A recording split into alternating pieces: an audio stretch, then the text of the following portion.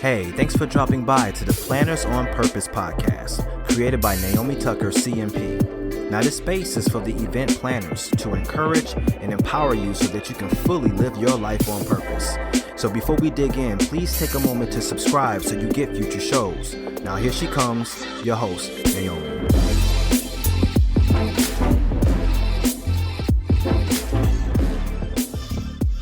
Well, hi everyone. It's Naomi Tucker. How are you doing? How is this week going for you? Very excited to be here again for another episode. And today we're going to talk about the opposition factor. And this is really part two. Those of you that may remember in episode 43, we talked about the opposition factor. And there I really focused on some internal oppositions that you may have when you're trying to meet your goals. We've been trying to have this conversation and this intentional and proactive conversation about what your purpose is, how you're going to live that out throughout your life, creating your ideal plan. For those of you that are just getting on board to this podcast, you might want to go back to the last few episodes where we really talked about creating those plans and making sure that you're holding yourself accountable or having accountability partners do that for you.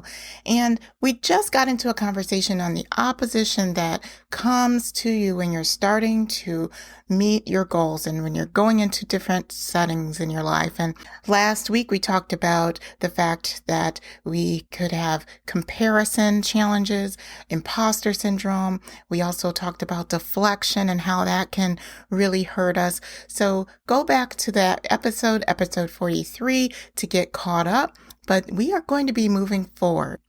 And with that, we're going to move forward into opposition part 2. And what that means, we're going to be talking about some of those external oppositions that come when you're starting off something new. So there's these internal oppositions.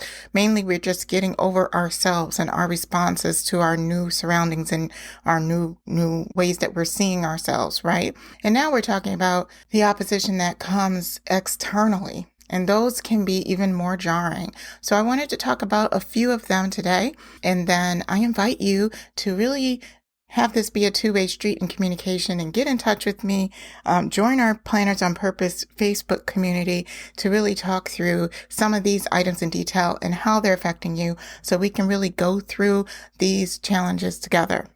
Okay, so the first one that I have is really just talking about validation. Okay, now validation is something that we always put all our eggs in this basket of validation. So we have our ideal lives created. We have, the step to meet our goals. However, for some reason, we feel as though we need to have validation from external sources in order to be able to ensure that we're moving forward towards our plan. And, sometimes you may need those. You may need this validation, whether it might be from your boss.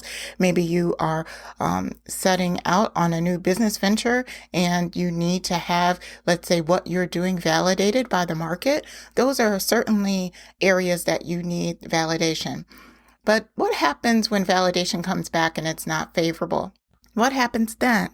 Most of the time, when you do get validation and it's not, or you're not getting validated, it's more of an invalidation. So when you are getting a response that's contrary to what you were looking for and it does not validate you, then what? On one hand, you can use that to go into this imposter syndrome, which we already talked about, where you feel like you're a fraud, where you feel like you probably aren't the best person to do this, where you feel like, oh my gosh, what was I thinking? And then on the other hand, you can use it to refine and reshape your offer or your task or your goal. I invite you to go ahead and use this opportunity to refine and reshape your goal. Why? Because where you're moving towards your ideal life and your ideal task or goal or whatever you're setting out to do, that's very important. It's something that in your heart and in your mind, that's what you want to do. However, the route to get there can always change. It can adjust. So if you are running into some challenges where externally the feedback that you're getting is not favorable. Maybe you need to just take a look back at what your plan is and see how you can refine it and reshape it. Now, in some instances, it isn't really that you are needing validation. For some people that are creating a new business, you need to make sure that the market is, obviously going to respond to your offer. Maybe it's fine-tuning your offer so that people can hear it loud and clear.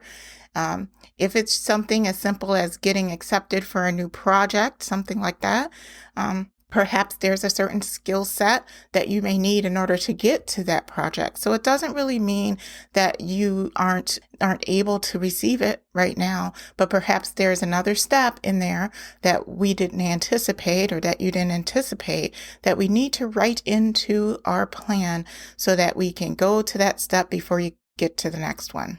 So when it comes to the feeling for needed to be validated by externally, just be careful how we are shaping that in order to shape our ideal lives. It can be used in a good way and help us create what our next steps are, or it can be used in a shaming way and in a way that encourages imposter syndrome.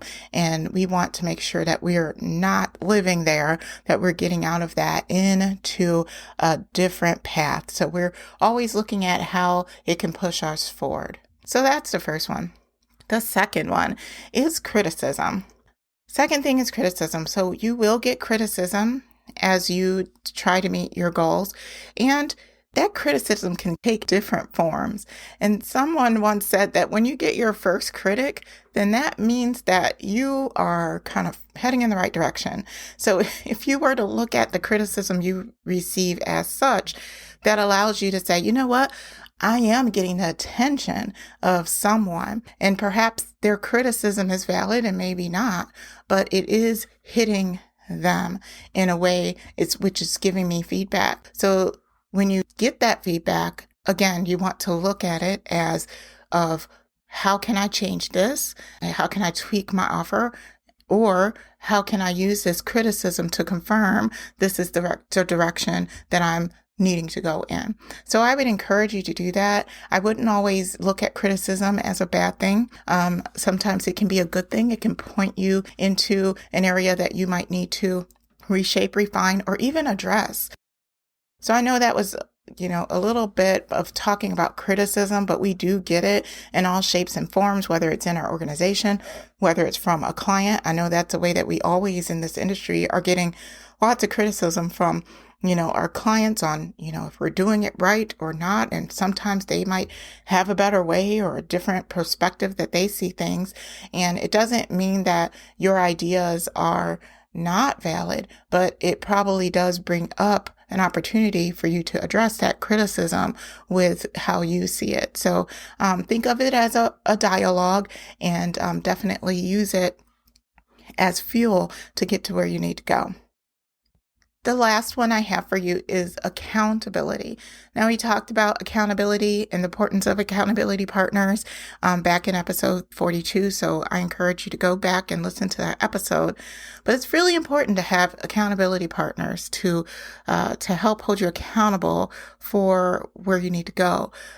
However, in that, a good accountability partner or a good coach really holds you accountable. So if, let's say, you wanted by March 1st for you to be able to create a proposal, and if that proposal is not done by March 1st, your accountability partner may say, hey, what happened with that? I know you wanted to go ahead and get that proposal launched for March 1st, and haven't really seen it. So where are you with that? And, where are you? So that could be an opposition. You might see it as an opposition, but it's really helpful. But what I have seen is some students might take that as a criticism, and it's not mean to be a criticism. That accountability team or partner is really doing exactly what you want them to do. So try not to see it as a criticism. Try to see it as an opportunity for you to be vulnerable about where you are, an opportunity for you to say, I am just I'm just swamped, or I'm having a difficult time trying to figure out how to do this specific part, or I'm having trouble on the graphics and I need a better partner. Those are ways that the accountability team or the coach can really help and encourage you through those situations and help you get through them. However, if you just kind of deflect and say, I don't know what you would say. You would just be like, yeah, I don't know. I'll get it done, on April 1st, and not really addressing the actual issue. Then you could be delaying the opportunity of you getting some help and getting some encouragement. So I really encourage you to really see the whole invalidations, the criticisms, or the accountability, see them all as positive things that you are able to make yourself aware of them, make yourself look at all the goodness that people are giving to you, and then really seeing how you can apply it to your plans and how you can refine your plans in order to continue to still get to where you need to go, but in a better way. Those are my 3 areas for you. And again, I just also want to caution you about burnout. There might be some opportunities or some times where external forces, whether it would be your job, your boss, your family, right? Let's say there's other situations, other issues. Life happens, right? Life is happening, and it brings on an onset of an additional responsibilities that you weren't expecting to manage.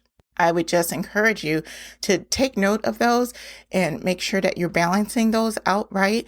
And again, like I mentioned in the last episode 43, that you're saying no to the things you need to say no to so that you don't burn yourself out. It's really important as event planners, event professionals, that we're taking care of ourselves as we're taking care of others. You can't serve out of an empty cup. So make sure that your cup is always full. Make sure you're giving yourself the appropriate amount of breaks. Now, if you feel as though burnout is something that you're always subject to, or high levels of stress, I created a mini burnout course just for you. And you can go to plannersonpurpose.com/burnout and obtain that course.